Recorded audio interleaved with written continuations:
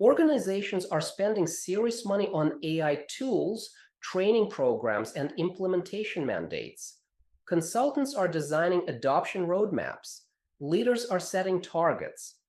All of that addresses layers 3, 4, and 5 of the trap we mapped, the rational, structural, and cultural layers. Nobody is systematically addressing layers 1 and 2, and that gap is exactly what professional coaching is built for. Be fair to the whole ecosystem around your client first. Training teaches tool mechanics. Tooling creates access. Management pressure creates urgency. Process redesigns create structure. All of that is genuinely useful for layers 3 through 5. A client trapped by structural constraints benefits from more runway. But none of it reaches layers 1 and 2, the threat response and the perception trap, where resistance lives before reasoning has even begun. Watch why each standard intervention stops short. Training does not help when the threat response blocks engagement before the learning can land. Access does not help when identity threat means the client never opens the tool a second time. And mandates do not help when compliance without evaluation just adds resentment, a surface behavior masking a deeper refusal. These interventions are aimed at layers where the client is reasoning. They cannot reach the layers where the client is defending. So what do layers 1 and 2 actually require? The signals here are not procedural. They are deeply human: identity, competence, status, belonging. Who am I if this tool does part of what I do? Will I be exposed as inadequate? Will adopting this feel like defecting from my professional tribe?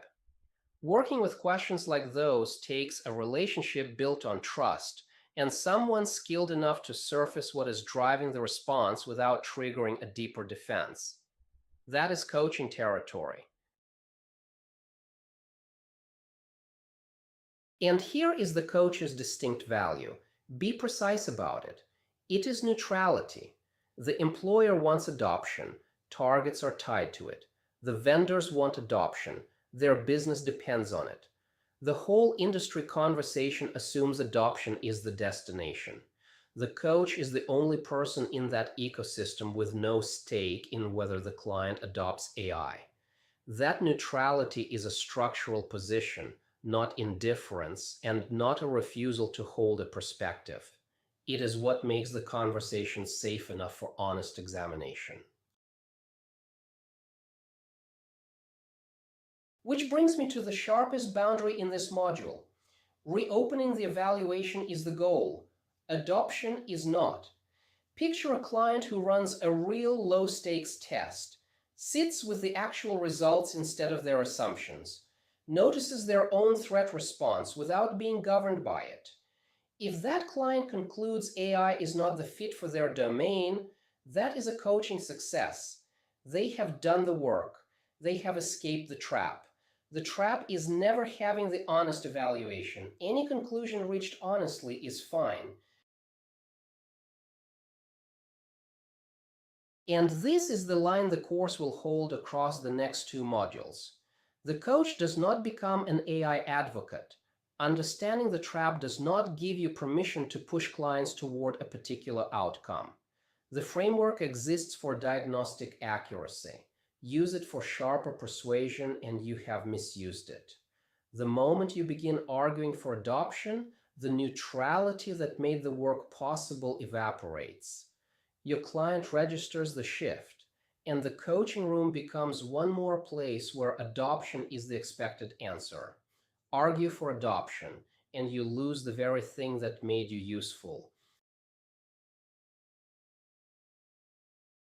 Let me close by connecting this back. In Module 1, we drew the line between working in the business and working on the craft. And I told you it would recur at 3 scales.